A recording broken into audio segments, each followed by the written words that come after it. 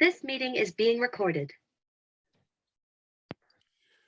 Good morning, everyone, and welcome to the briefing on the campaign for the Healthy Incentives Program. I'm Winton Pitkoff. I'm the coordinator or the director of the Massachusetts Food System Collaborative.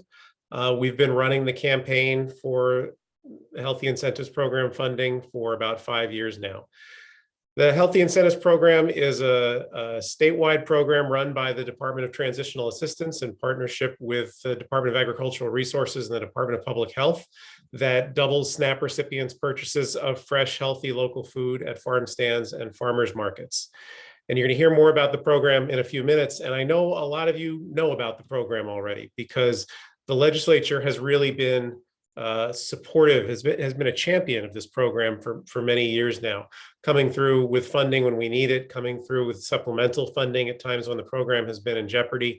And we really appreciate that support. And so we wanted to underscore the success of all of that funding this morning. And we wanted to talk about what's needed for the coming year. And we wanted to start out with one of the biggest champions of the program, Senator Joe Comerford, who as one of the chairs of the Food System Caucus and also a representative of a district where there's many hip farms, really understands the program and has seen the value and the success of it over the years. So with that, I'll turn it over to Senator Comerford.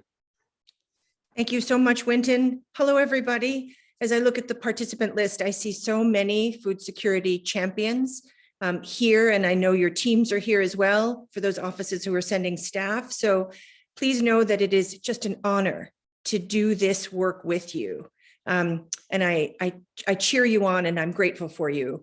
And I'm also really grateful for the work of the Food Security Caucus. I love this caucus, bipartisan, bicameral, all united around furthering through legislation, through budget priorities, the food security of our shared constituents.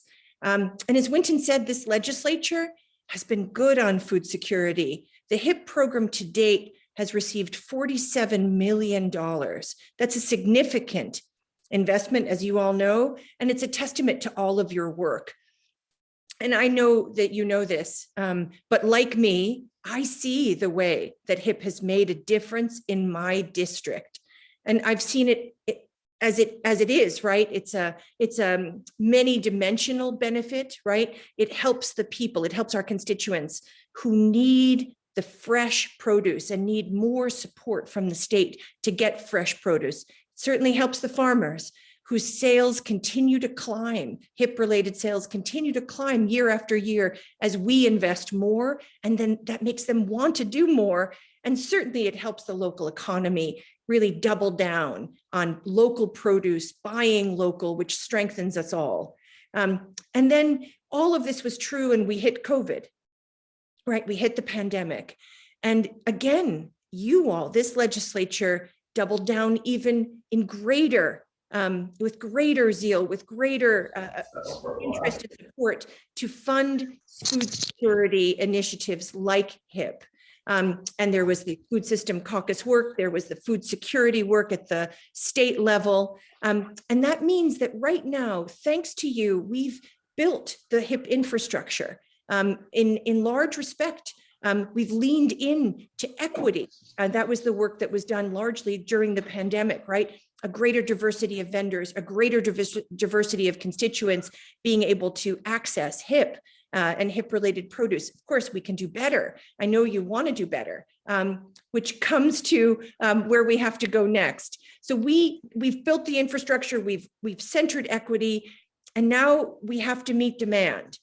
SNAP recipients are on the rise. We want them to have HIP, and advocates and policymakers believe that 20 million is the ask for this year's budget that will allow us to continue to diversify outlets, to continue to diversify constituents receiving this benefit. And it'll allow us to not worry about SNAP recipients rising. We want them to use that benefit, and we'll be able to get that benefit expanded through HIP. So thank you so much for this opportunity to speak to you and share my admiration for your work. Winton and Becca, thank you for helping galvanize and lead us. And I'm going to turn this back over. That address. The other thing it'll tell you if, let's say, they move to Florida, it'll tell you their new address in Florida. right. Thank you so much, Senator Comerford. We really appreciate all of your support over the years and your continuing work for food security across the Commonwealth. My name is Becca Miller. I work with Winton at the Collaborative, and I'm going to be sharing a little bit more information about the campaign with you all. So thank you again for taking the time out of your busy schedules to be with us today. We really appreciate it, and we're really excited to share with you more about the HIP program. So I'll just do a quick introduction and a quick overview of our campaign so that we can spend a lot of time with our lovely panel of speakers who either benefit from HIP as a SNAP client or are a HIP farmer vendor. So we'll go through that really quickly. So please save your questions and answers for the end, and please don't hesitate to follow up with us if you have further questions. So what is HIP? As Winton said, HIP is a program that if you receive SNAP, you are automatically enrolled in, and you double purchases of fruits and vegetables at farmers markets up to a monthly limit depending on your SNAP household size. So that's $40 for 1 to 2 person household. It's $60 for a 3 to 5 person household, and it's $80 if you have a 6 or more person household. So that's a significant amount of money in addition to your regular SNAP allotment. Right, so since HIP began in April 2017, there have been more than $32 million of purchases from local farmers, and that means $32 million in food brought into households across the Commonwealth. Those are more than 113,000 households. 44% of those include a senior. 30% of those families included children who do better in school when they eat healthy, and 30% of those families include a person with a disability. So it's a broad range of folks that receive HIP and utilize the program, and it's a really great snapshot of how the program interacts across the Commonwealth. So again, there are 187 HIP farmers across the Commonwealth. You'll hear from a few of them today that sell food at farmers markets, farm stands, mobile markets, and nearly 600 points of sale. So that means there are 600 points of sale across the Commonwealth in almost every municipality. We're getting there, but that's a lot of different points of sale throughout the year. And because HIP, each HIP dollar spent results in an extra $2 in local economic impact. When farmers spend those local dollars on local goods and services, HIP results in an additional $64 million in economic impact. So that's a pretty broad array of money circulating in the local economy that we want to make sure that's emphasized, because HIP isn't just about food, it's also about supporting our local agricultural economy. And Massachusetts has an estimated $2.4 billion in avoidable healthcare costs. That comes from Children's Health Watch, a study that they did. And so HIP is really an important piece of getting that number down and supporting folks. So what is the campaign for HIP funding? The campaign, some of the folks in the campaign you'll see today, but the campaign is made up of farmers and farm workers, farmers market managers, SNAP and HIP recipients, and folks with lived experience with food insecurity, and healthcare, environmental, and food justice organizations and businesses. So there are about 300 different organizations, individuals, and markets in the campaign. And together, as this campaign, we've advocated and won $47 million for HIP in the annual state budget since 2017. And we really thank the legislature for your continuing support over the years. It's been really inspiring to see. And our goal as a campaign is to ensure that there's enough funding for HIP to operate year-round without interruption, serve more SNAP recipients, and allow more farmers into the program. So just to illustrate again, like the program's growth over time, this is in calendar year, not fiscal year. This is just the incentives earned in each calendar year. So this has been really important to see how the program has steadily increased its growth to reach more folks that use SNAP. You can see a significant increase even during the pandemic. This is an important program to help alleviate food insecurity. Since 2017, there's actually been a program suspension every calendar year besides 2021. In 2021, it was actually the first time that the program didn't have a suspension due to lack of funding. So these numbers, again, this is why you see such a dramatic increase in 2021, because it's the first year that it operated all year long, which is one of our goals. We also saw a significant increase in SNAP recipients during the pandemic as folks, lost their jobs, dealt with the ongoing impacts of the pandemic, and HIP was there to support folks during the pandemic as well. We also just want to flag that there are some extra federal benefits for SNAP recipients that are ending, that are being sunset in May. And the HIB is an important piece to make sure that, you know, some of those reduced benefits can still be supplemented with HIB. And so, as Joe mentioned, in fiscal year 2023, we are asking for HIP to be funded with $20 million, which will allow the program to operate year-round without interruption, add more farmers to the program, and allow more SNAP households to participate in the program. This is line item 4400-1004 for folks that are keeping extra great notes. And again, we see HIP as a vital piece of our recovery from the pandemic, especially as federal increases in May. We also have some suggested tweaks to the line item language. HIP has had its own line item for the past several years.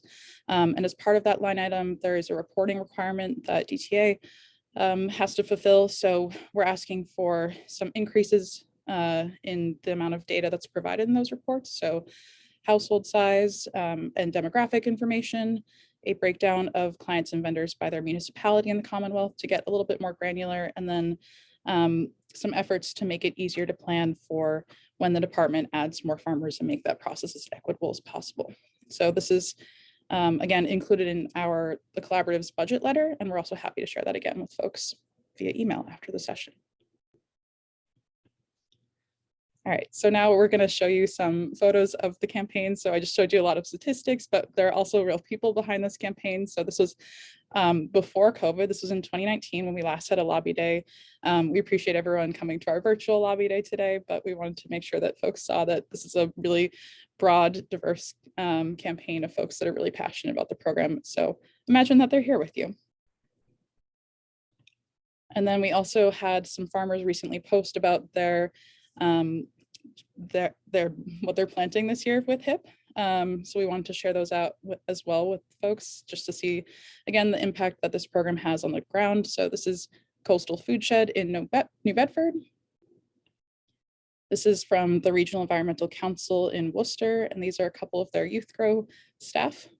Again, this program is across the Commonwealth and has really broad impacts.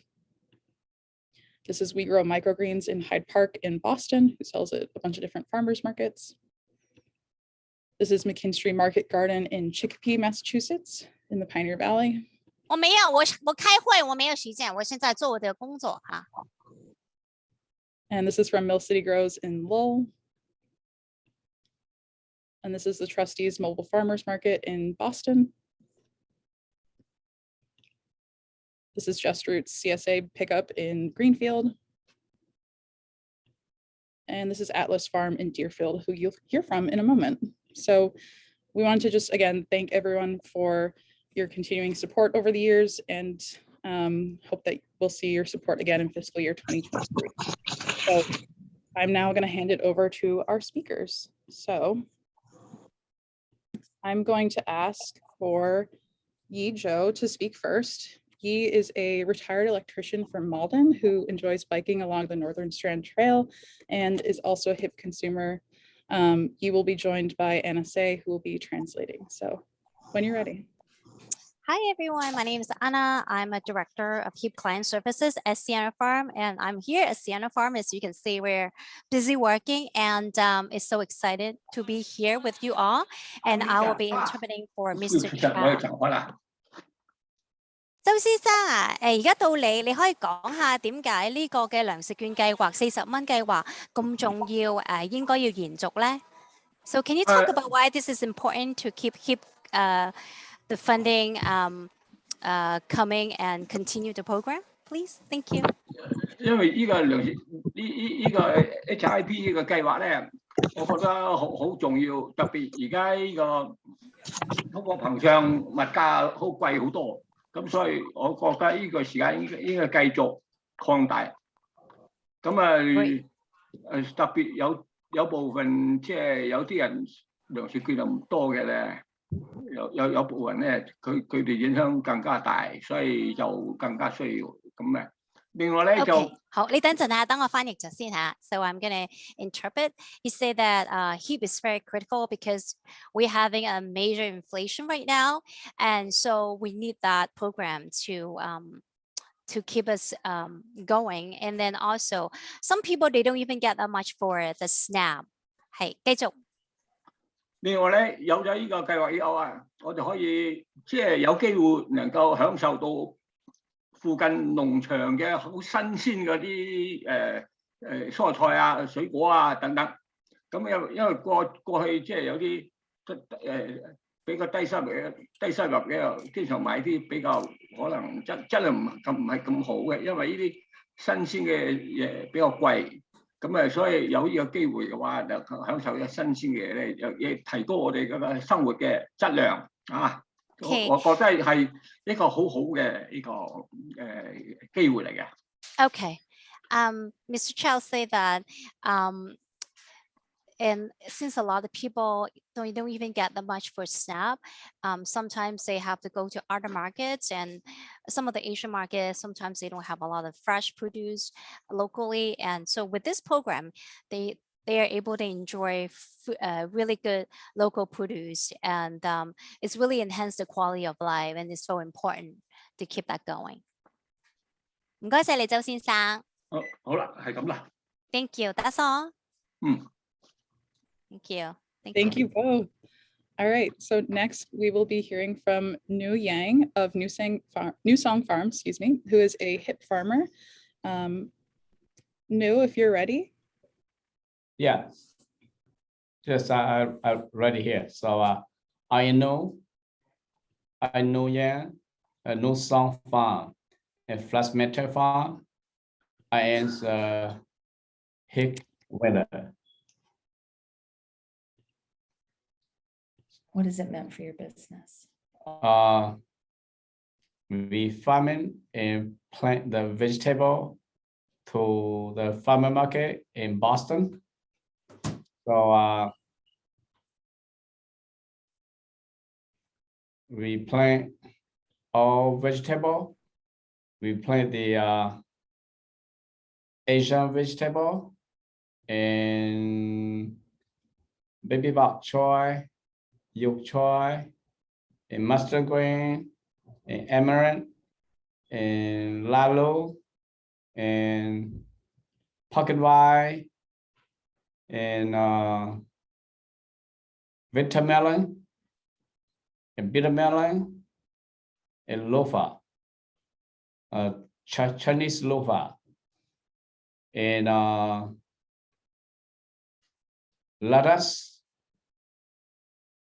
and cilantro, scallion, and mint, and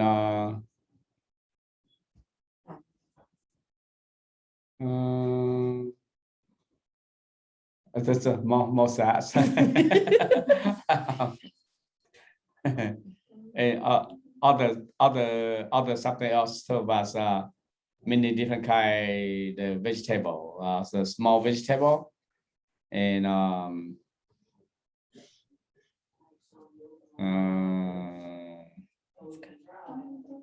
a squash,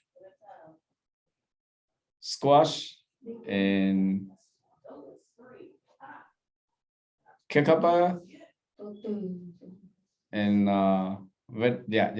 watermelon. Yeah. And you've seen an increase in sales since doing HIP? Yeah. We do for the market and the HIP window. We sell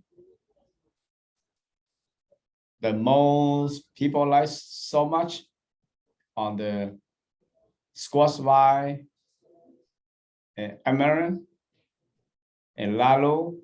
That's more people like that. If we sell a lot of that, and our customer, they like so much of the amaranth and lalo. Lalo's the number one people like so much, and squash vine. Yeah. These are three things my customer likes so much, and how much we can handle, how much we can harvest, and how much we have on that day. People buy all. So I so interesting. It's so interesting, and I usually farming before I came to the United States. My wife and we are the good.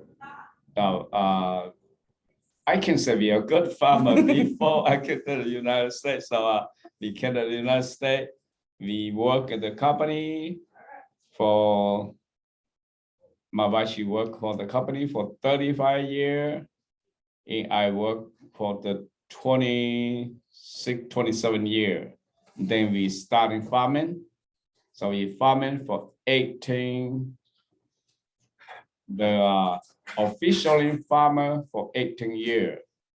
But before that, we just farming for the family for about many years before that too. Yeah.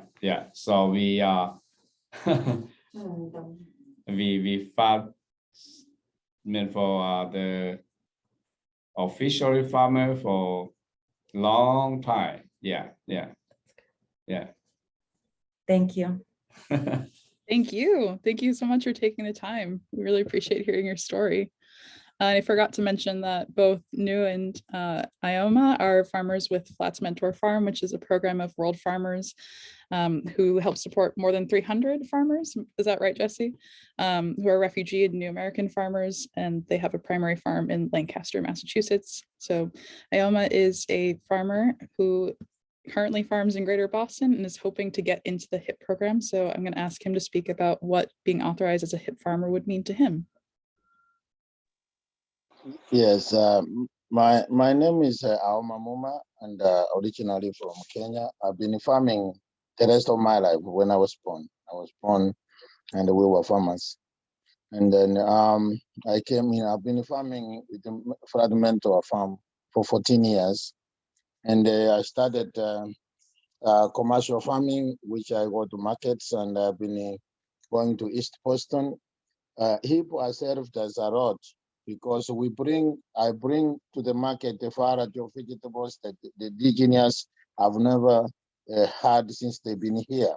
So I've been growing gibberin and other indigenous vegetables. When I bring them to the market, they are very unique because they are not, they don't get them really available, but I provide to them. So HIP has enabled the community, the low income community, to be able to access vegetables of their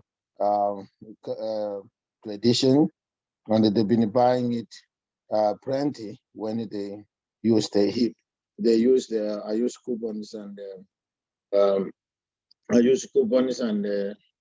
they get we use coupons, checks, senior checks, and week. This has provided most of the community to change the way of eating habit to healthy eating habits. So I will request for HIP to help me pursue to bring more to the market. I start that people will be able to access them, because they do have it, but if I'm more certified, then they will help. They will be able to buy more as I bring them to the market.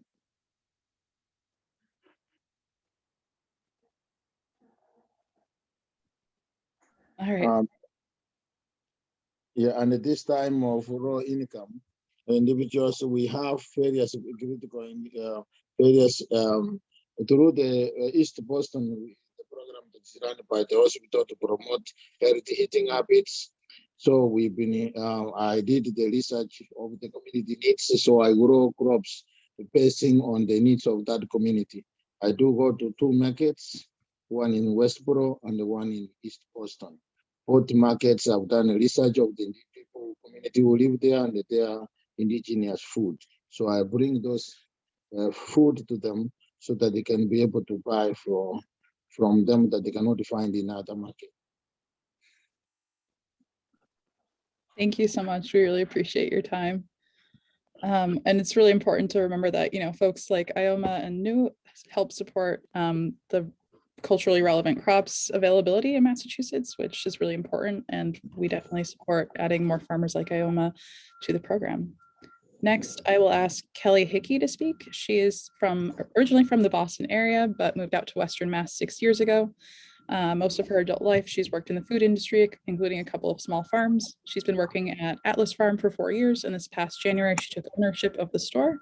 She is passionate about our local food systems and the role we can play in supporting local producers, as well as improving food security for our community. So Kelly.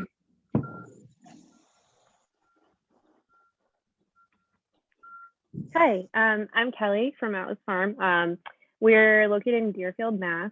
Deerfield is on 91 for most of you in Boston, but we're kind of right in the middle of Greenfield and Northampton and Holyoke and Springfield, a little bit further south.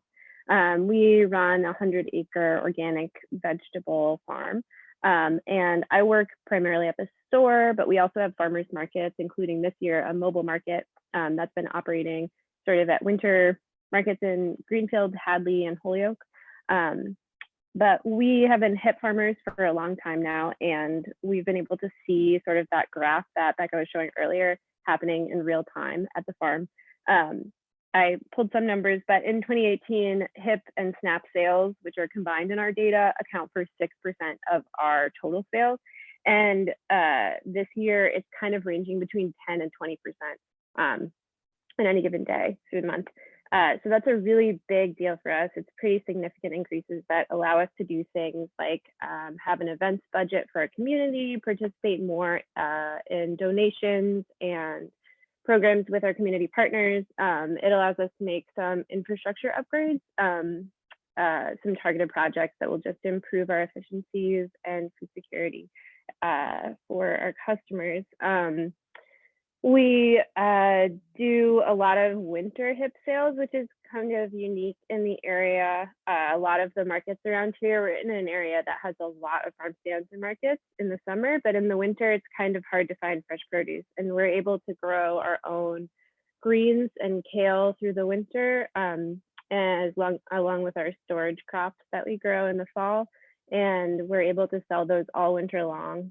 We're also able to buy in produce from other local farms and sell that throughout the winter so that people really, they can come somewhere and get a full basket of fresh produce that's super local all year long.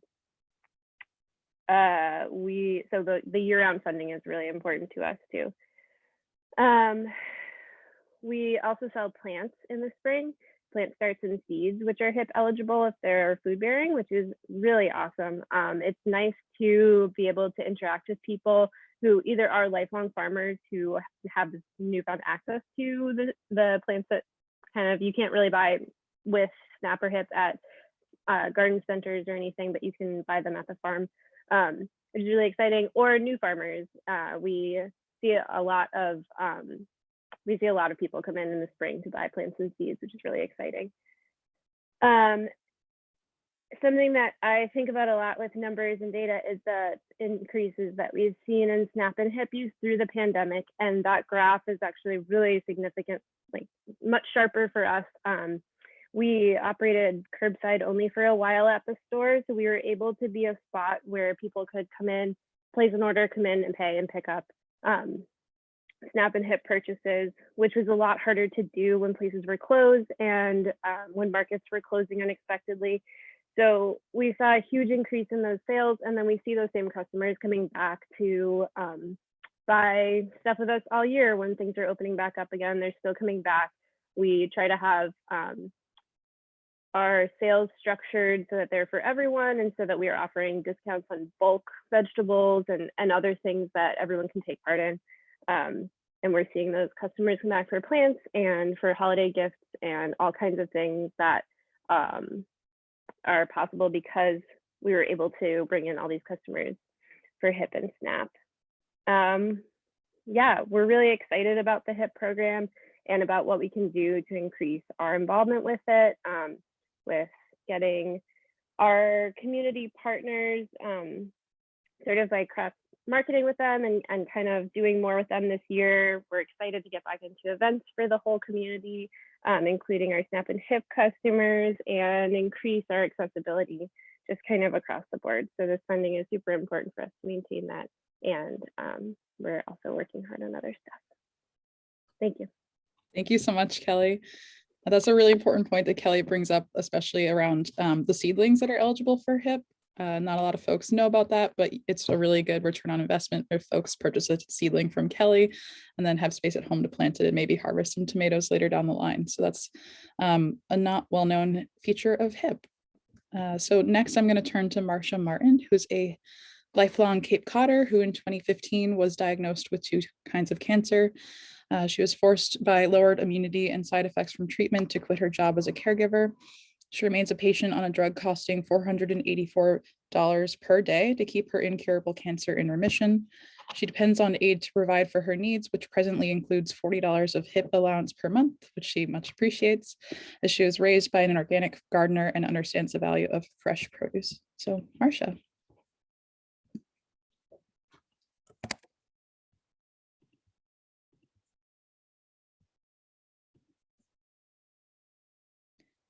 You're muted.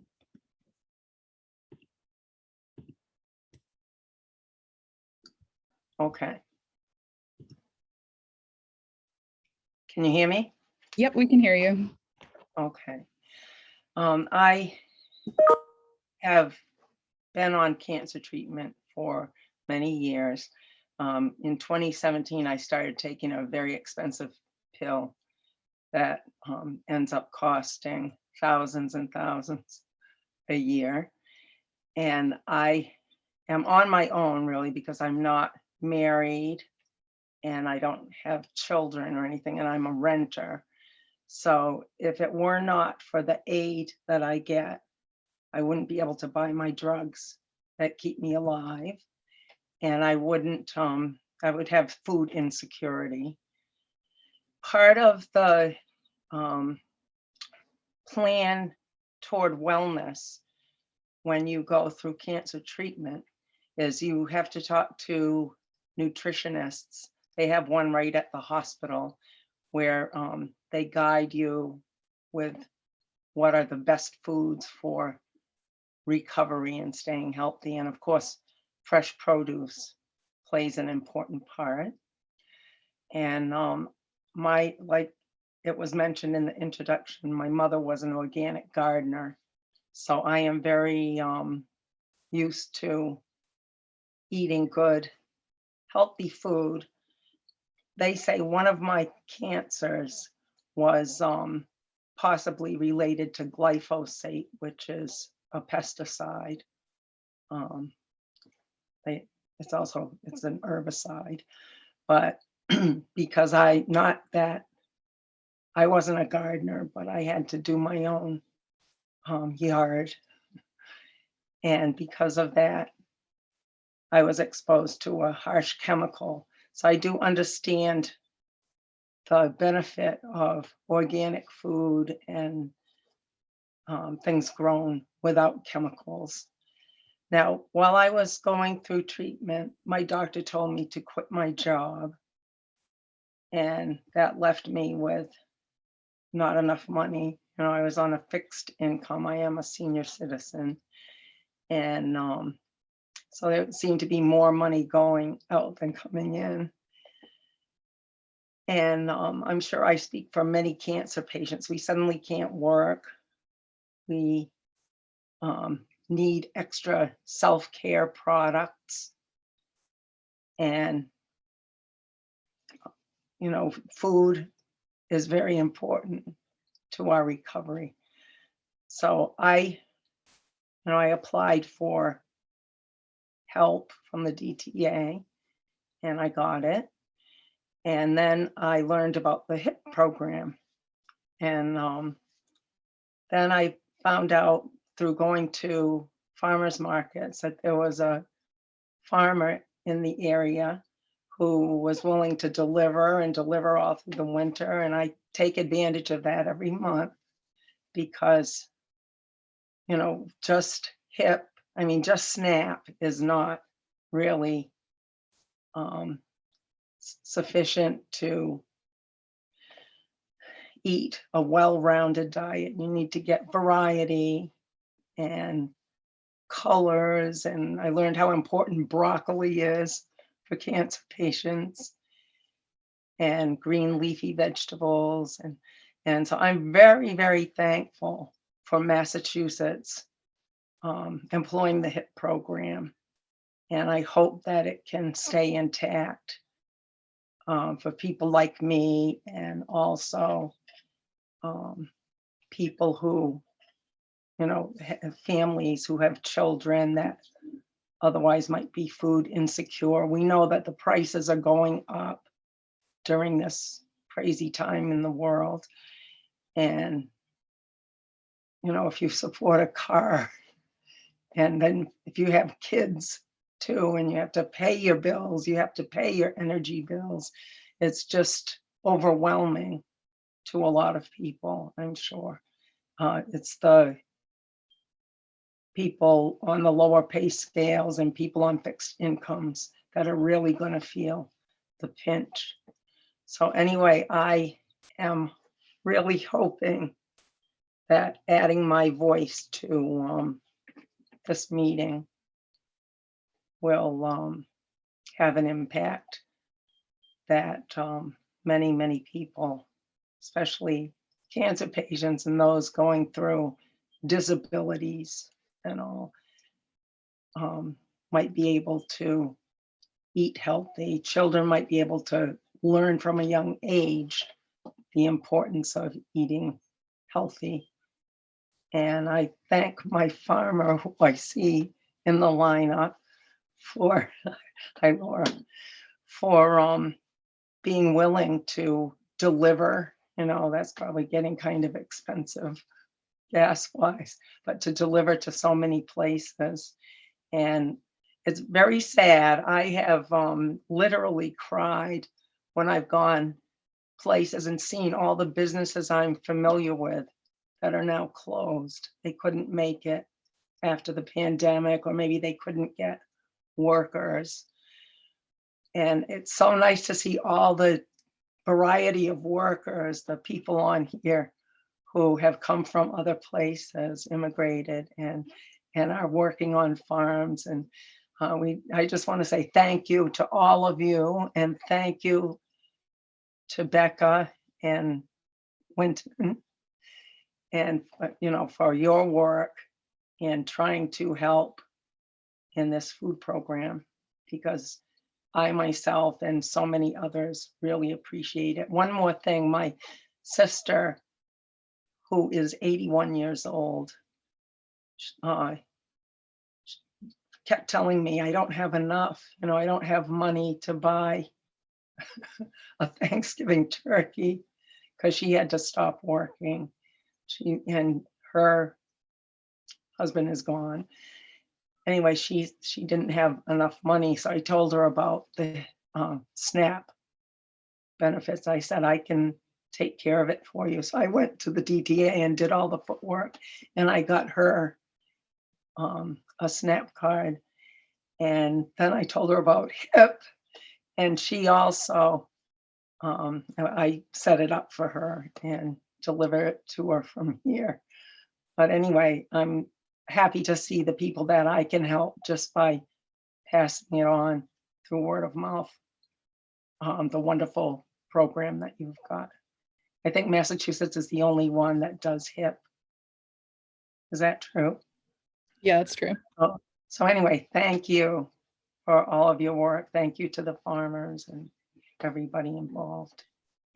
Well, thank you for telling your sister about it. That's amazing. You know, that's something we hear about pretty often with HIP, is that it spreads through word of mouth pretty often amongst folks who receive SNAP, especially I think you were alluding to this, but there are some folks that receive as little as $16 per month with SNAP alone. So being able to turn that into $56 with HIP is really significant for folks.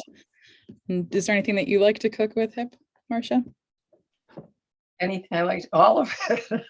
I think you make so many things, even with potatoes. And I like the color variations. I like beets, but I usually get the ones that Laura has already put up, the pickled beets. And the, let's see, well, all of it really. I think sweet potatoes are very good for you, and trying to think, and that broccoli for cancer. Awesome. So, Well, thank you like, so much. We love to hear that. That's great. soups. I make soups. I'm gonna have to get some of that barley that you put up on your slide. But that's Well, not thank- vegetable. That's part of a whole healthy diet. Thank you so much, Marcia. Okay, sorry about my voice. No I thought I worries. was gonna have to back out. Well, we appreciate you taking the time. And now I'm going to turn to Kyle Turner. He is an after-school program educator living in Boston and has been using the HIP program since August of last year. So Kyle. Hello, everyone. I'm Kyle Turner. And as that intro introduced, I'm an after-school program educator and using HIP since August. My HIP story starts, me and my partner moved to Boston in August for educational opportunities and to be closer to family. Her dad was just put on hospice at the time, so neither of us were able to work full time to help balance the taking care of family things. So HIP was, and still is, really essential in us bridging that gap that a part-time salary couldn't make to afford rent and all the living expenses of Boston. And I'd say he passed just last month. So the Department of Training, we're both like looking for full-time jobs, and the DTA and HIP program has been so helpful in us keeping our sanity and staying healthy in this moment of trial. One of the other things that I really enjoy HIP for, I went to school for biology. So one of the things I'm really passionate about is climate change and the environmental impacts of our food systems. And being able to shop locally with HIP is something that brought me a lot of joy during these times, and that without the transportation greenhouse gas emissions of shipping food from across the country, just being able to buy it locally is a lot better for the earth. And increasing the HIP funding is, I think, an awesome step in Massachusetts reaching its greenhouse gas reduction goals. That's all I had. That's great. Thank you so much. And is there anything that you'd like to cook with HIP that you'd like to share with us?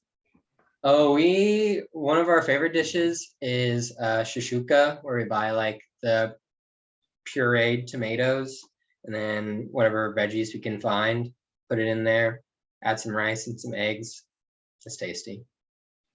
That's awesome. Well, thank you so much for taking the time. I really appreciate it. And I'm so sorry for your loss. But those are a couple of folks that we wanted to share their stories with you all here today. So I want to just like do a quick round of applause to thank our amazing panel of speakers. Marcia, Kyle, Kelly, Ioma, Nu, and Yi, thank you so much for your time. We really appreciate it. And we hope that this has been helpful for legislators and your staff to see the impacts of this program on the ground, as well as seeing some nice pictures of green plants, especially helpful for folks at this time of year when it's a little gray out. So again, the campaign for HIP funding is going to be asking for $20 million in the fiscal year 2023 budget. And we hope to see your support. Again, we really appreciate your support over the past few years. And we want to take some time now in case anyone has any questions. Feel free to raise your hand or put them in the chat. We're happy to answer them.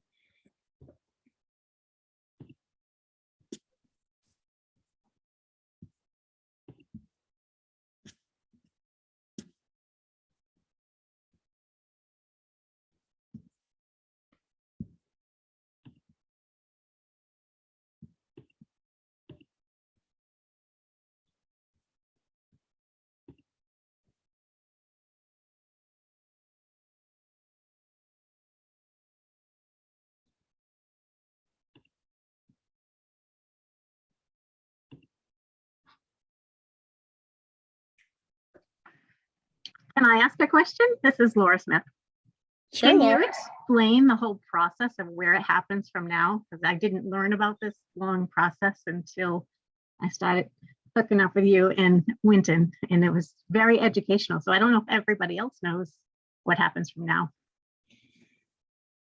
Yeah, I think we have a lot of legislators and their staff on the call that could probably explain it better than I can, but from a layman's perspective, what happens now is that the House Ways and Means Committee releases their proposal, and then the House debates the whole budget and suggests amendments. That gets voted up or down and adopted by the whole House. And then once that process is finished, a similar process happens in the Senate, and then a conference committee is named to work out any differences between the House and Senate versions. And then that final budget is sent to the governor to be signed into law. So that's all hopefully going to be wrapped up by June 30th. And we hope to see your support throughout that process. But, fingers crossed it'll be wrapped up by then. I see Representative Pease with a 4-leaf clover background, so I'll wish some luck on that process as well. But yeah, that's the basic process, Laura. Yeah, thank you, by the way, because it's obviously the Holy Week for me, but yeah, she's exactly right. This is just my second budget process, but yes, the House takes it up the end of April, Senate at the end of May, consolidation to the governor, and then whatever he line item vetoes comes back, and we try to wrap it up by July 1st, hopefully, because that's when the new fiscal year starts. So that's definitely the process from here out.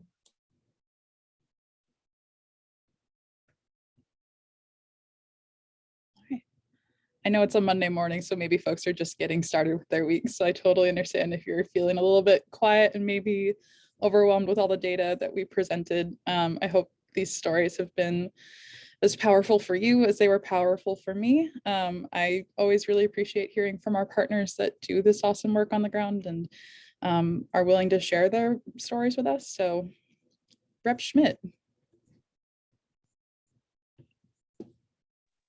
Hi, Becca. Hi. Hey, well, by the way, thank you to you and Winton for organizing this, and thank you for so many of my colleagues and their offices to be on board for this. I happen to pull off the road here in Westport, and I don't know whether you can see the many contented cows in that barn, but it's just part of the agricultural scene here. I just wanted to add to your description of the budget process that before Ways and Means comes up with a budget, they take the time to listen to each and every one of us and hear from us of our priorities. And that's how they put together the budget. And so it's so important for us to listen to the advocates this morning, because that really makes us stronger in our discussions with Ways and Means. So big shout out to all those who spoke today. Awesome. Thank you, Rep. Schmidt. And thank you for pulling off the road and zooming in safely. I know that folks have been driving and zooming. So yeah, anyone else have any questions or points that they want to raise? We have a few more minutes.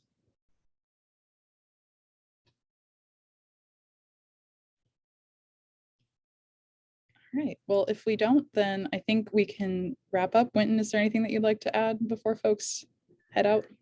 Just thank you to all of you for joining us. And I put a link in the chat for our fact sheet about HIP. So if you want more information, you can find it there. And you can always reach out to either Becca or I for further information. But thank you again to all the legislators and those of you representing legislative offices for your support for the program. Thank you so much, everyone. Yeah. Thanks all. Thank you, everybody, Thank for you. giving us a chance to speak up.